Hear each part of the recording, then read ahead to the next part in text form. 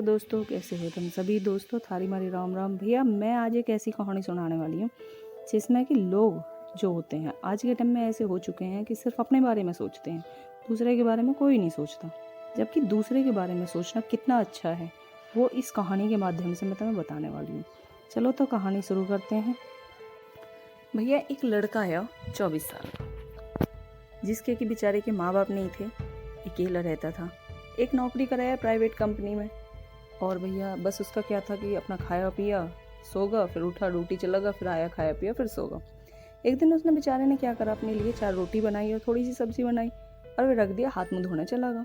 उसने आके देखा तो उसकी 4 में से बस 3 रोटी बच रही, 1 रोटी गायब।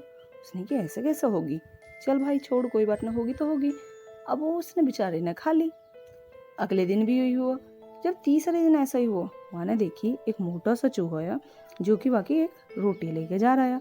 अब उसने उसे पकड़ लिया, कहाँ जा रहा रोटी लेके। अब भैया चूहे ने कही, यार ये तो मेरा खाना है, तू मेरे पे नसीब का खाना अपने धोरे को क्यों छीन रहा। मैंने कि भैया मैं भी कौन सा इतना बड़ा रईस हूँ, मैं तो थोड़ा बहुत कमा रहा हूँ अपने खाने लायक, उसे ही खाऊं और सो जाऊँ, तू मेरे खाने क्यों लेके जा रहा है, मैं तो बहुत गरीब हूँ।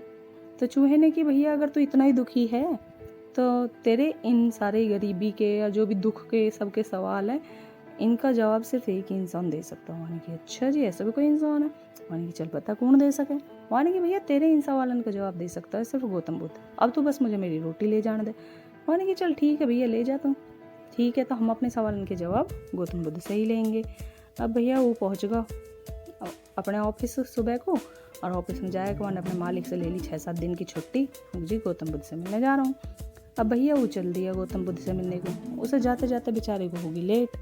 अब रात होगी उसे, तो एक महल हवेली सी सरी वो जाए कि बेचारा वहाँ में शरण ले ली मैंने कि एक औरत थी उसमें। उसने कही, माता जी मुझे, मैं लेट होगा, मुझे कहीं जाना है और मुझे एक रात की शरण दे दो। मैंने कि ठीक है बेटा, पहले तू भी जब हम रह रहे हैं तो। मैंने कि पर बेटा तू जा कहाँ रहे हो।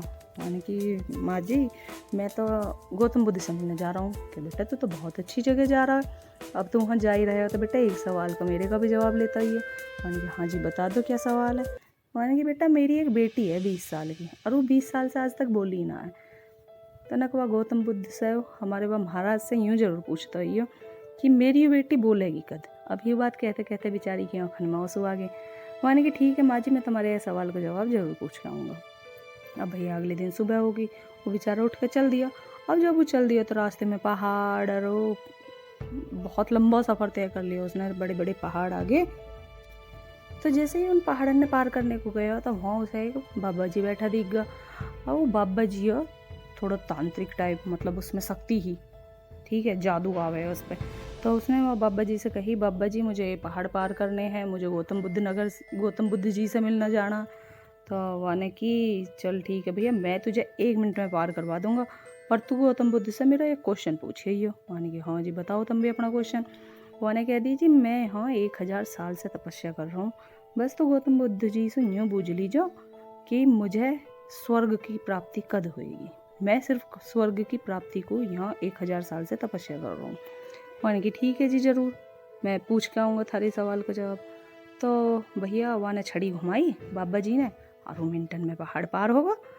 तो भैया जैसे ही वो एक मैदानी इलाके में पहुंच गए तो वहाँ एक नदी बह रही खूब लंबी चौड़ी। अब फिर आगे धोरे एक और दुविधा आ गई, यार ये नदी कैसे पार करी जा।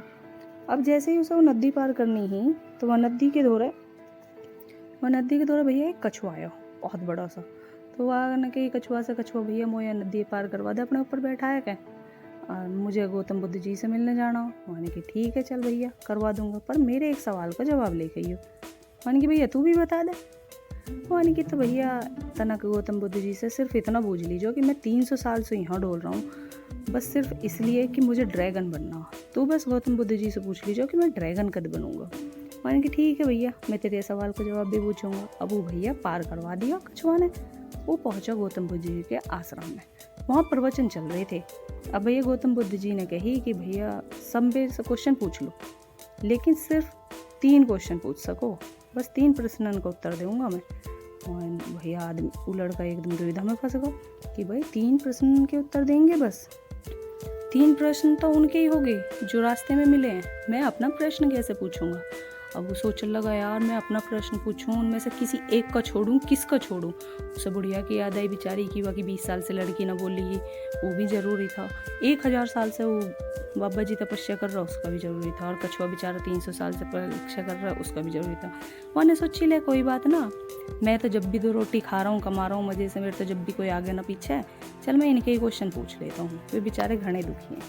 तो मैंने गौतम बुद्ध जी इनसे पूछी कि जी एक माता जी हैं, उनकी बेटी है जो 20 साल से बोली ना है, उन्हें ये पूछना है कि उनकी बेटी बोलेगी कब।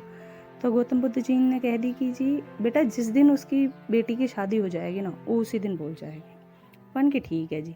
नुक जी एक बाबा जी हैं जो पूछना चाह रहे हैं कि मुझे स्वर्ग की प्राप्ति कब होएगी। माने कि जिस दिन वो बाबा अपनी छड़ी छोड़ देगा ना, उसी दिन उसे स्वर्ग की प्राप्ति हो जाएगी। मैंने फिर तीसरा क्वेश्चन पूछा, जी एक कछुआ है जो 300 साल से सोच रहा है कि उसे कब ड्रैगन बनेगा, प्रतीक्षा कर रहा, तो उसे बता दो कि ड्रैगन कब बनेगा। तो भैया गौतम बुद्ध जी ने कही कि भैया जिस दिन वो कछुआ अपना कवच छोड़ देगा, उसी दिन वो ड्रैगन बन जाएगा। उसे तीनों सवालों के जवाब मिल गए। अब भैया वो वापस आने लगा बेचारा। उसने वापस आते टाइम जब वो कछुआ धोरा पहुंचा, उसने कछुआ से कही कि जिस दिन तू अपना कवच छोड़ देगा, उस दिन तू ड्रैगन बन जाएगा। अब कछुआ ने जब ही अपना कवच उतार दिया तो कवच उतारते ही उसमें से मोती मोती झड़े। अब उस कछुआ ने कही, मैं इन मोती का क्या करूँगा, तू ले जा, देख लीजिए, कुछ भी कर लियो भैया, तेरे काम की चीज़ है, इंसान है तू, हमारे तो कोई काम की चीज़ ना। अब उसने जैसे ही कवच उतारा, वो ड्रैगन बनकर मोती 9 आदमी लेके चला वो लंडा बेचारा। अब भैया आगे पहुँचा, वो पहुँचा बाबा जी ने। अब बाबा जी ने कही, मैंने कही कि भैया मेरे क्वेश्चन का आंसर पूछ का आया। मैंने कि हाँ भैया पूछ का आया।